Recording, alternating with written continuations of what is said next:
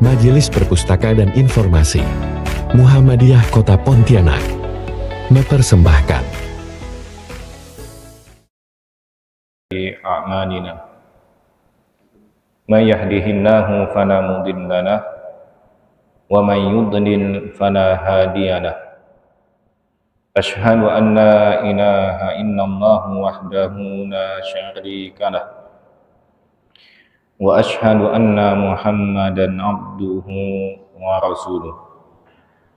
Allahumma salli wa sallim wa barik ala nabiyyina Muhammad wa ala alihi wa sahbihi wa man tabi'ahum bi ihsani ila yaumiddin, amma ba'd. Alhamdulillah, kita memanjatkan puji syukur kita kehadirat Allah Subhanahu wa taala, Rabb semesta alam, atas segala limpahan nikmat, hidayah, inayahnya, sehingga dengan itu semua kita masih dikumpulkan oleh Allah Subhanahu wa taala dalam pengajian rutin kita ini. Semoga dimudahkan dan diberkahi oleh Allah Subhanahu wa taala dalam semua urusan kita. Dan salawat serta salam tidak lupa juga kita haturkan kepada Nabi kita, junjungan kita, suri teladan kita, Nabi Agung Nabi Muhammad sallallahu alaihi wasallam. Semoga dengan salawat yang kita panjatkan kepada beliau sallallahu alaihi wasallam, kita mendapatkan syafaat dari beliau sallallahu alaihi wasallam di yaumil akhir. Amin, Allahumma amin. Baik Bapak-bapak, Ibu-ibu, jamaah pengajian Ahad pagi yang dirahmati Allah Subhanahu wa taala. Tentunya setiap kita ini pasti mempunyai harapan untuk masuk ke dalam surga. Dan bahkan saya rasa ini sudah menjadi cita-cita semua manusia. Setiap manusia pasti mempunyai cita-cita untuk masuk ke dalam surga. Ya, baik itu orang yang kafir, tidak beriman kepada Allah Subhanahu wa taala, pasti mempunyai keinginan masuk ke dalam surga. Atau orang yang fajir, orang yang selalu berbuat dosa, bermaksiat kepada Allah Subhanahu wa taala, mereka juga ingin masuk ke dalam surga. Apalagi orang yang selalu taat beribadah kepada Allah. Dan salah satu tujuan mereka giat beribadah, melakukan ketaatan di dunia ini, tujuannya adalah untuk agar ia masuk ke dalam surga. Ya. Kenapa? Setidaknya ada dua alasan mengapa masuk ke dalam surga ini menjadi cita-cita kita semua.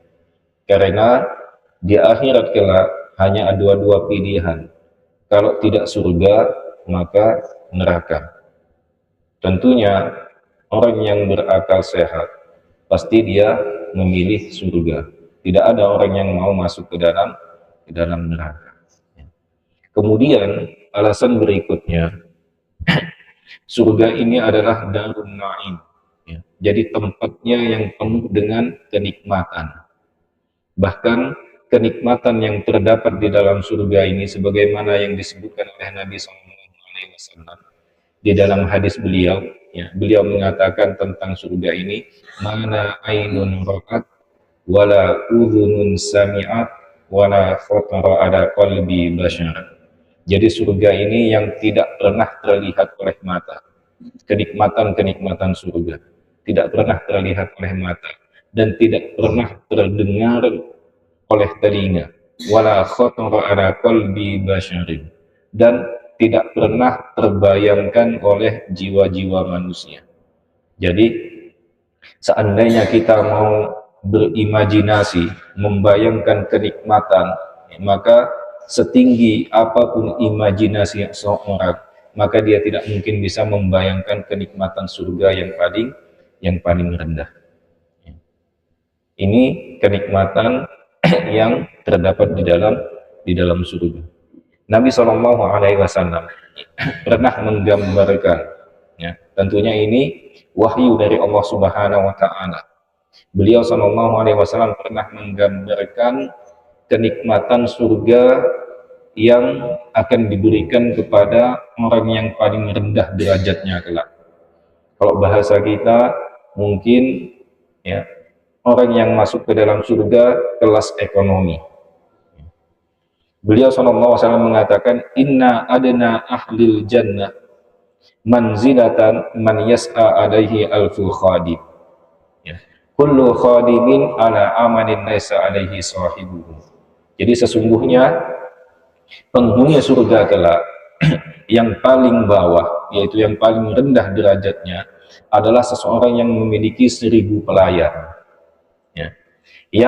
Yang mana ya, setiap pelayan tersebut siap melayaninya, dan setiap pelayan ini memiliki tugas yang berbeda-beda.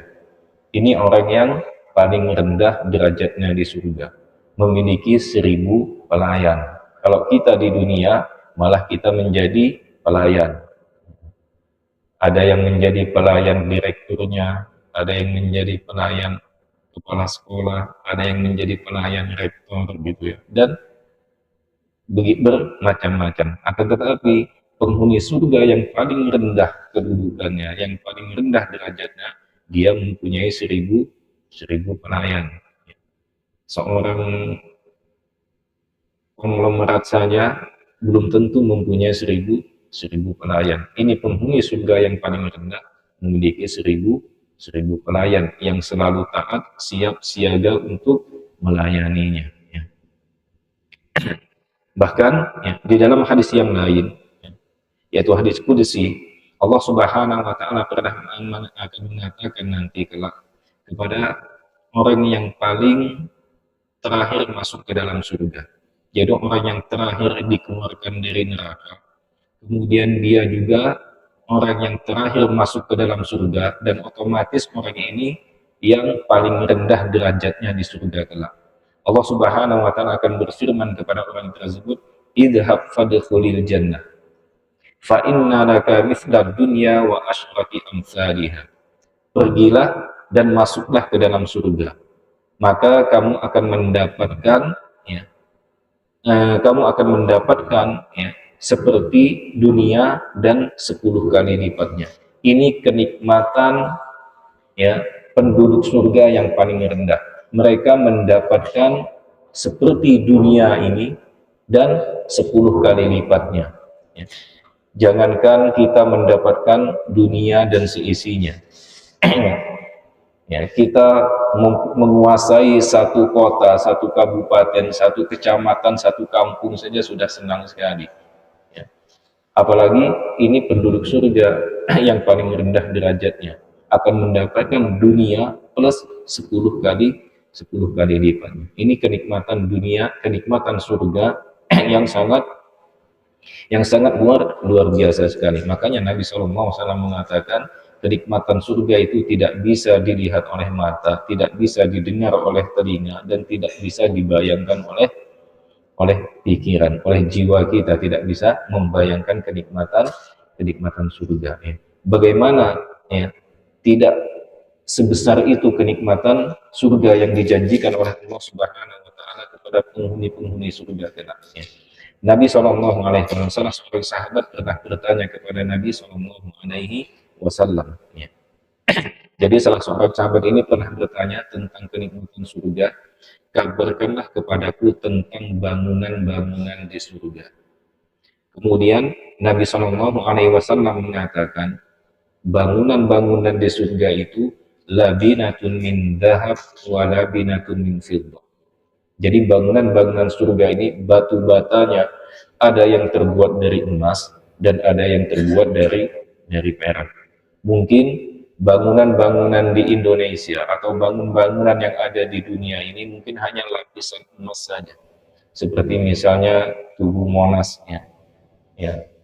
Ujungnya hanya dilapisi emas, atau mungkin istana presiden yang sedang dibangun di IKN. Ya. Bagaimana kabarnya IKN, pembangunan IKN? Ya. Itu juga ya, kalau pernah saya lihat beritanya ya hanya emas ya sebesar biji apa gitu ya. Itu lapisan-lapisan emasnya. Akan tetapi bangunan yang ada di surga ini batu batanya terbuat, ada yang terbuat dari emas dan ada yang terbuat dari perak. Kalau mau kita bayangkan lah, ya, walaupun ini bayangan tidak mungkin seperti yang ada di surga kelak. Kalau kita melihat batangan emas, ya, batangan emas itu, ya, mungkin seperti itulah gambarannya. Seperti itulah gambaran bangunan-bangunan di surga. Ya, batangan emas disusun menjadi ya tembok-tembok atau menjadi dinding-dinding bangunan yang ada di surga. Ya, itu bangunan. Kemudian ya, Nabi SAW melanjutkan wamila tuha almis. Kemudian lantainya ini berupa minyak kasturi yang semerbak lantainya. Kemudian wahak wahisabuha al-lu'lu'u wal yaqut. Wa turbatuha az-za'rafan. Dan tanahnya ini berupa za'rafan. Jadi za'rafan ini termasuk wewangian ya. Jadi bayangkan lantainya dan tanahnya ini terbuat dari ya yang dilumuri dengan minyak wangi yang paling wangi. Ini kenikmatan yang di surga. Saya pernah mengantar salah seorang pedagang kayu gaharu dari Arab Saudi. Ya, jadi nyopiri dia keliling mencari kayu gaharu. Ya. Kemudian mampir ke salah satu pengepul penjual kayu gaharu. Ya. Kemudian di situ banyak sekali kayu gaharu. Kemudian ada yang sudah diolah menjadi minyak. Ya. Kurang lebih seperti inilah banyaknya ya, botolnya minyaknya. Kemudian saya iseng tanya kepada si pengepul tersebut, ini berapa harganya? Dia bilang 120. Saya kira 120.000. Ternyata penasaran ya, 120 apa? 120 juta. Minyak kayu gaharu, mungkin ini bibitnya ya.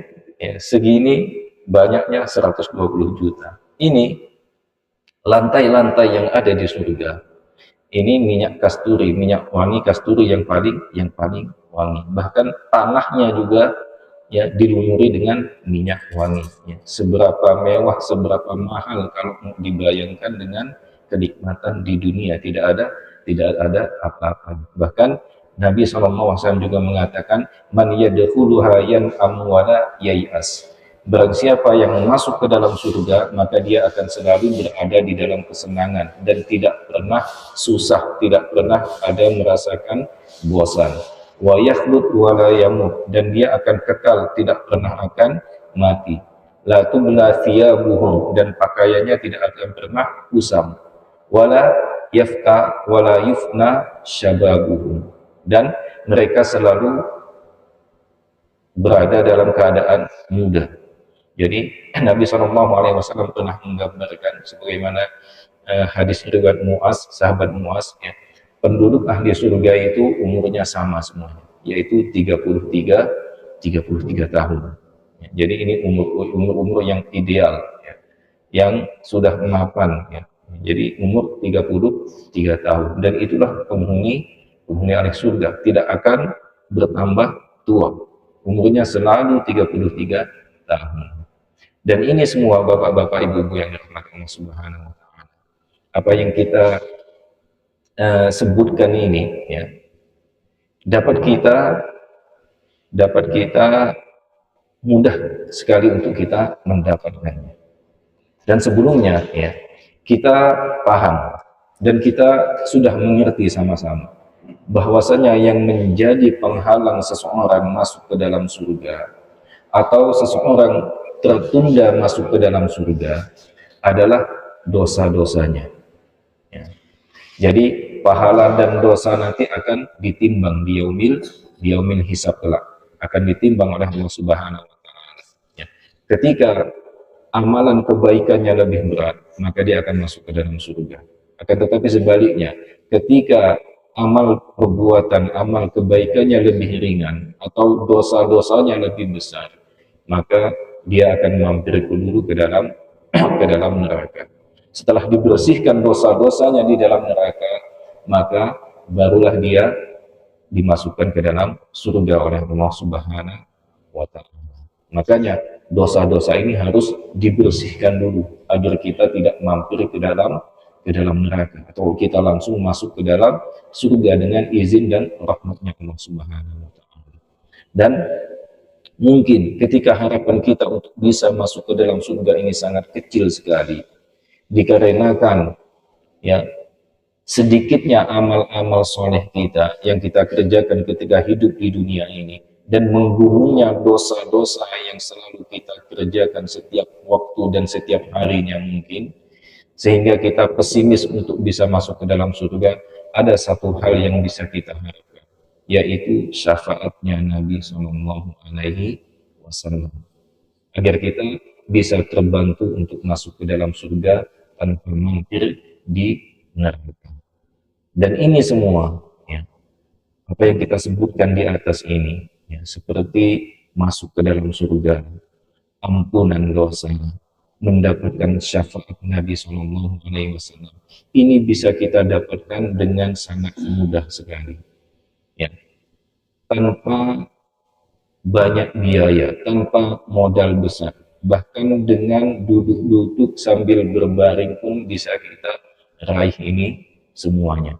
Mungkin ada sebagian orang yang mengejar masuk ke dalam surga dengan melaksanakan ibadah haji yang membutuhkan biaya yang sangat besar, antrinya sampai belasan bahkan mungkin puluhan tahun, ya, dan membutuhkan tenaga, ya, membutuhkan tenaga yang ekstra karena ini adalah amalan harta dan amalan badan, dan tidak gampang bagi orang yang bisa berangkat haji ini. Tujuannya apa? Ya, tidak ada balasan haji yang mabrur kecuali surga. Ya. Dan ini amalan yang mudah sekali kita dapatkan untuk bisa masuk ke dalam surga. Dan ini semua bisa kita dapatkan setiap harinya. Bahkan satu hari, satu malam bisa kita dapatkan berulang-ulang. Yaitu dengan mendengarkan suara azan. Jadi suara azan ini adalah syiar Islam yang sangat agung, dan ini merupakan tanda keimanan seseorang, ya.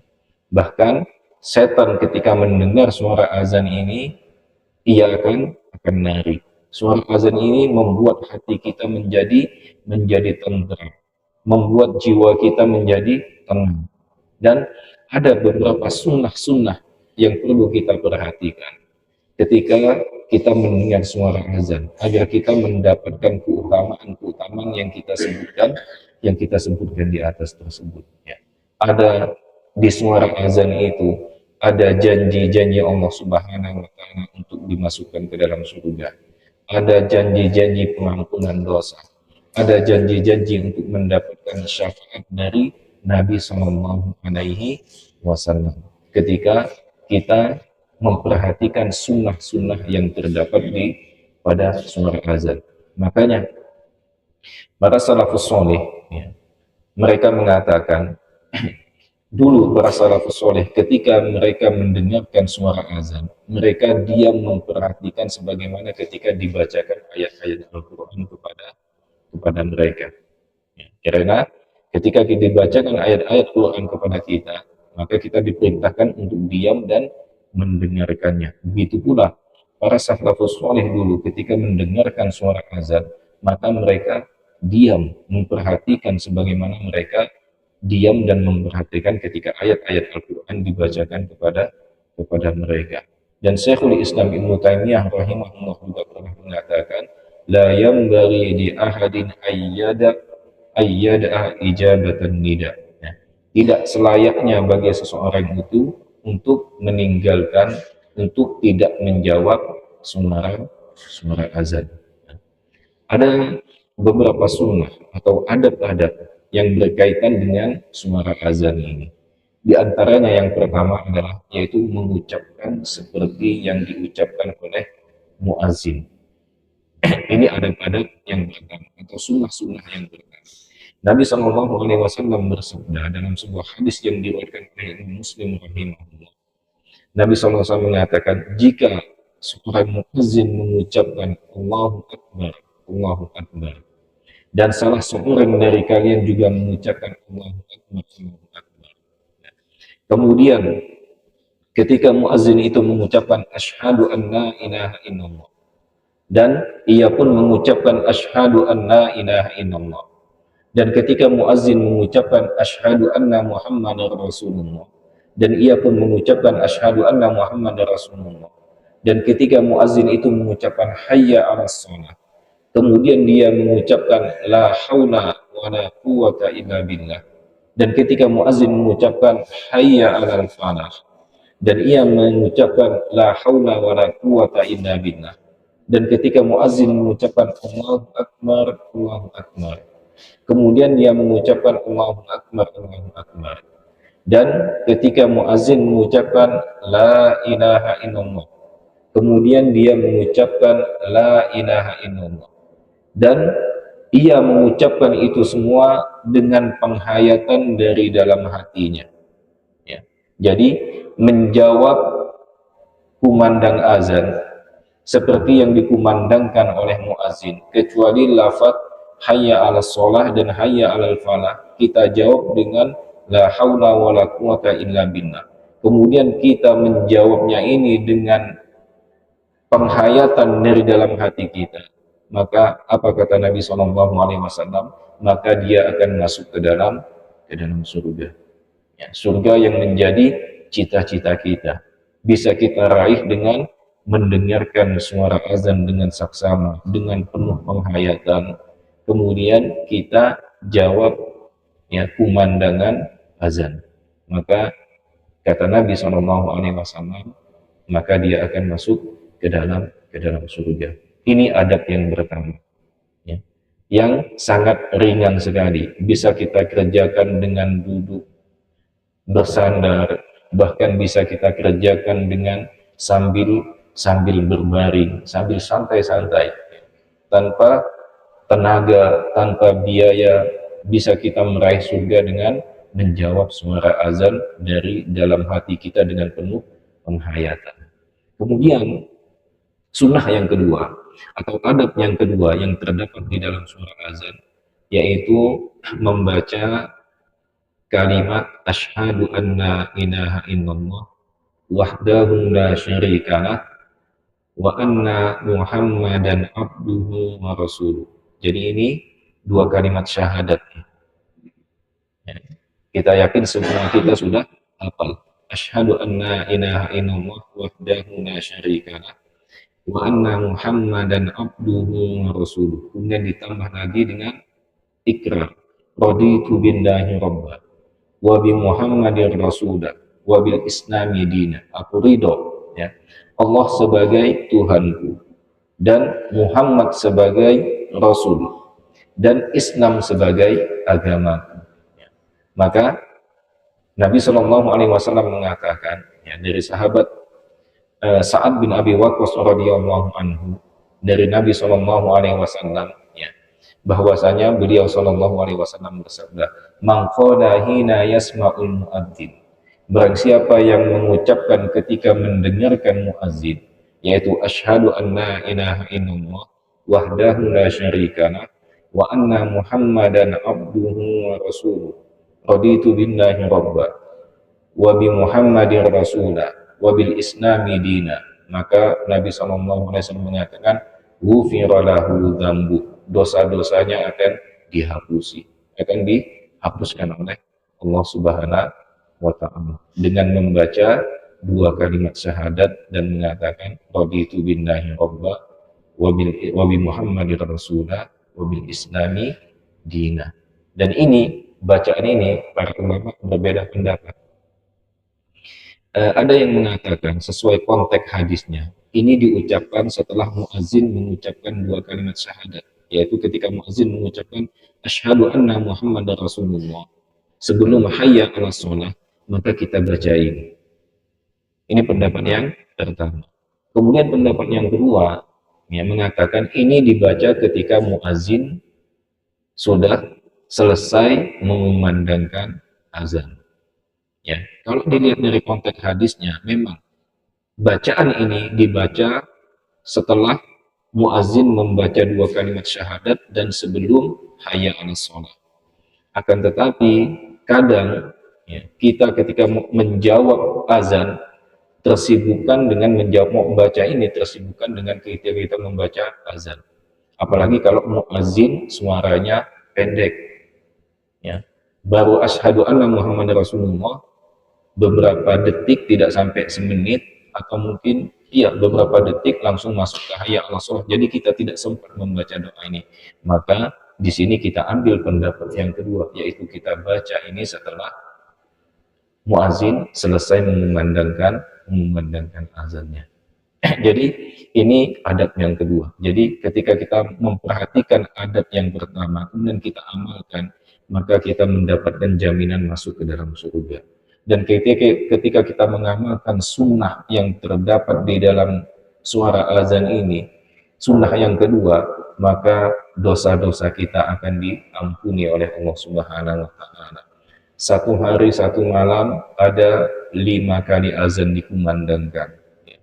Seandainya kita perhatikan sunnah-sunnah ini, bayangkan antara subuh dengan zuhur, ya, dosa-dosa kita akan dihapuskan oleh Allah Subhanahu wa Ta'ala. Ya.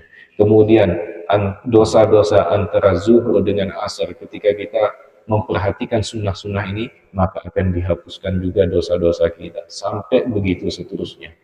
Ya, makanya ya, kita tidak mengetahui ya banyak dosa yang kita kerjakan, baik itu yang kita sengaja ataupun tidak kita sengaja. Dengan rahmat Allah Subhanahu wa Ta'ala, kasih sayang Allah Subhanahu wa Ta'ala yang maha luas, Allah siapkan amalan-amalan yang menghapus dosa kita, yaitu dengan memperhatikan adab-adab azan, dan kita amalkan adab-adab azan ini. Kemudian berikutnya ya, amalan yang ketiga atau sunnah-sunnah yang ketiga yang terdapat di suara azan ada, yaitu membaca salawat kepada Nabi Shallallahu Alaihi Wasallam. Ya. Rasulullah Shallallahu Alaihi Wasallam bersabda dalam sebuah hadis yang diriwayatkan oleh Imam Muslim rahimahullah, beliau mengatakan, "Idza sami'tumul muadzin faqulu mithla ma yaqul." Apabila kalian mendengarkan muazzin mengumandangkan azannya, maka ucapkanlah seperti yang diucapkan oleh muazzin. Sebagaimana hadis yang pertama kita sampaikan, kecuali pada lafaz hayya 'alas shalah dan hayya 'alal falah kita membaca la haula wala quwata illa billah. Kemudian beliau sallallahu alaihi wasallam melanjutkan, "Tsumma shallu 'alaiha." Kemudian bersalawatlah kalian kepadaku. Man shalla alayya salatan sallallahu biha alaihi asyara. Barang siapa yang membaca salawat kepadaku 1 kali, maka Allah Subhanahu wa Ta'ala akan membalasnya ya, dengan salawat tersebut 10 kali salawat. Jadi Allah Subhanahu wa Ta'ala bersalawat kepada kita. Ini keutamaan yang sangat agung sekali. Ya, Allah Subhanahu wa Ta'ala bersalawat kepada kita dengan kita bersalawat 1 kali kepada Nabi Muhammad SAW. Banyak sekali ya keutamaan bersalawat kepada beliau SAW. Di antaranya kita sebutkan satu saja di sini, yaitu ada salah seorang sahabat ya. Dia mengatakan, "Wahai Rasulullah, sesungguhnya aku adalah orang yang banyak yang sering bersalawat kepada. Maka berapa banyak aku harus bersalawat kepada?" Kemudian Nabi SAW mengatakan, "Terserah kamu." Kemudian sahabat tersebut mengatakan, "Seperempatnya wahai Rasulullah." Ya, terserah kamu. Akan tetapi apabila kamu tambah, maka itu adalah baik bagimu. Kemudian sahabat tersebut mengatakan, "Setengahnya wahai Rasulullah." Ya, terserah kamu. Dan apabila engkau tambah, maka itu lebih baik bagimu. Kemudian sahabat tersebut mengatakan lagi, "Seperduanya wahai Rasulullah." Terserah kamu. Dan seandainya engkau tambah, maka itu lebih baik bagimu. Kemudian sahabat tersebut mengatakan, "Kalau begitu wahai Rasulullah, aku jadikan semua doaku berselawat kepadamu." Kemudian Nabi SAW mengatakan, Kalau begitu, maka Allah Subhanahu wa taala akan mencukupkan kebutuhan dunia dan akhiratmu. Dan Allah Subhanahu wa taala akan mengampunkan dosa-dosamu dengan berselawat kepada beliau sallallahu alaihi wasallam. Kemudian ya, adab-adab berikutnya, adab-adab yang keempat atau sunnah-sunnah keempat yang terdapat di dalam surah azan, yaitu membaca doa setelah azan. Ya. Ini sebagaimana sabda Rasulullah SAW, ya, dalam riwayat Imam Bukhari rahimahullah, Nabi SAW bersabda, "Man qala hina yasma'un nida." Barang siapa yang berdoa ketika mendengarkan, sesudah mendengarkan azan, yaitu Allahumma rabba hadhihi da'watit tamah wassalatil qa'imah ati Muhammadanil wasilata wal fadilah wa ba'athu maqaman mahmudanil ladzi wa'atta. Ya. Di dalam riwayat uh, Imam Baihaqi ada tambahannya innaka la tukhliful mi'ad. Jadi ini riwayat Imam Bukhari, ya. Yang innaka la tukhliful mi'ad ini riwayat Imam Baihaqi. Jadi sama-sama ada riwayatnya. Hanya saja sebagian orang, ya, menggunakan riwayat Imam Bukhari. Kenapa? Karena riwayat Imam Bukhari lebih kuat hadisnya dibandingkan hadis yang diriwayatkan oleh Imam Baihaqi. Walaupun kita mau memakai riwayat Imam Bukhari boleh, mau memakai riwayat Imam Baihaqi juga boleh. Ya. Maka apa kata Nabi Shallallahu Alaihi Wasallam? Barang siapa yang berdoa setelah mendengarkan azan dengan doa di atas, halat lahu syafaati yaumal qiyamah, maka dia akan mendapatkan syafaatku kelak di hari kiamat. Jadi ini keutamaan yang sangat agung sekali, ya. Ya. Ketika kita mengamalkan sunnah-sunnah yang terdapat di dalam azan, ada janji dimasukkan ke dalam surga, pengampunan dosa, kemudian mendapatkan keutamaan selawat. Allah Subhanahu wa taala akan berselawat kepada kita sebanyak 10 kali, dan dijanjikan juga oleh Rasulullah SAW untuk mendapatkan syafaat dari beliau Sallallahu Alaihi Wasallam. Mungkin ya amal-amalan kita tidak bisa memasukkan kita ke dalam surga. Dengan syafaat Nabi Sallallahu Alaihi Wasallam, akhirnya kita masuk ke dalam surga. Atau mungkin kita dengan amalan-amalan kita yang pas-pasan ketika di dunia ini, sehingga kita menempati surga yang paling rendah. Kemudian dengan syafaat beliau Sallallahu Alaihi Wasallam, bisa jadi derajat kita di surga dinaikkan oleh Allah Subhanahu wa Ta'ala, dan berbagai macam, ya, syafaat Nabi Sallallahu Alaihi Wasallam yang akan kita peroleh di yaumil akhir kelak. Ya. Kemudian ya, sunnah-sunnah yang terakhir yaitu berdoa di antara dua azan atau di antara azan dan iqamah. Karena ini waktu yang mustajab, ya. Waktu-waktu yang penuh dengan keberkahan, yang penuh dengan kebaikan. Di antara keberkahan waktu antara azan dengan iqamah ini adalah dikabulkannya doa-doa oleh Allah Subhanahu wa Ta'ala. Rasulullah SAW pernah bersabda dalam riwayat Imam Daud rahimahullah, beliau bersabda, ad-da'watu bainal adani wal iqamati la turaddu fad'i. Doa yang dipanjatkan antara azan dan iqamah la turaddu, tidak akan ditolak oleh Allah Subhanahu wa Ta'ala. Fad'u, maka perbanyaklah berdoa di waktu itu. Makanya ini pelajaran penting juga bagi takmir-takmir masjid, ya. Hendaklah menyisihkan, ya, meluangkan waktu antara azan iqamah, ya. Karena ada beberapa masjid, ya, yang saya biasa saya sholat di situ, ya, kadang ya karena imamnya sudah ada, bahkan walaupun imamnya belum ada, karena mungkin muazzinnya yang terburu-buru, ya, setelah azan, ya, bersalawat sebentar, ya, sekali dua kali langsung iqamah, gitu, ya. tidak memperhatikan waktu antara azan di iqamah. Padahal di situ adalah waktu kesempatan untuk kita berdoa. Ya, yang mau sholat sunnah, ya, memperbanyak doa di dalam sujudnya, atau dia mau berdoa di luar sholatnya. Ini waktu-waktu yang sangat didengar oleh Allah Subhanahu wa taala. Kesempatan bagi kita untuk berdoa. Ya, banyak di antara saudara-saudara kita. Nanti saya mau berdoa ketika saya sudah ada di hadapan Ka'bah. Ini adalah waktu yang mustajab, tempat yang mustajab. Tidak perlu jauh-jauh ke Ka'bah. Allah Subhanahu wa taala sudah menyiapkan, ya, waktu yang mustajab untuk kita berdoa, yaitu antara iqamah dan antara azan dan iqamah. Perbanyaklah meminta kepada Allah Subhanahu wa taala, ya, kebutuhan dunia kita, ya, keinginan akhirat kita, ya, panjatkan di antara azan dan iqamah, yang mana doa di situ tidak ditolak oleh Allah Subhanahu wa taala, akan dikabulkan.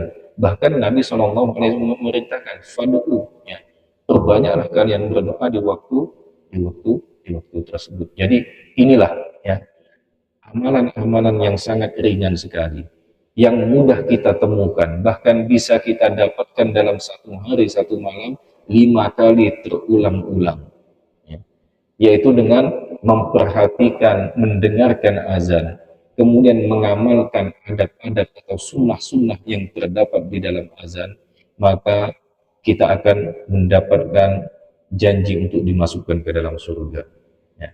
Kita akan diampunkan dosa-dosa kita, akan mendapatkan syafaat dari Rasulullah SAW. Ya. Kemudian Allah Subhanahu wa taala akan bersalawat kepada kita bukan hanya 1 kali, bahkan 10 kali ketika kita memperhatikan. Plus di situ ada waktu mustajab untuk kita meminta, memohon, berdoa kepada Allah Subhanahu wa taala, yaitu di antara azan dan iqamah. Kemudian sebagai penutup, ya, ketika di sini di pengajian ini kita berbicara tentang surga, ya, saya mengingatkan para jamaah tentang surga. Bukan berarti yang berbicara ini, ya, berhak untuk masuk ke dalam surga, ya. Atau belum tentu, walaupun ini menjadi cita-cita saya, ya, menjadi harapan saya yang paling tinggi, yaitu dimasukkan ke dalam surga, bahkan masuk ke dalam surga tanpa hisab dan tanpa azab. Dan semoga kita menjadi umat Rasulullah SAW, hamba-hamba Allah Subhanahu wa taala yang dimasukkan ke dalam surga tanpa azab dan tanpa hisab.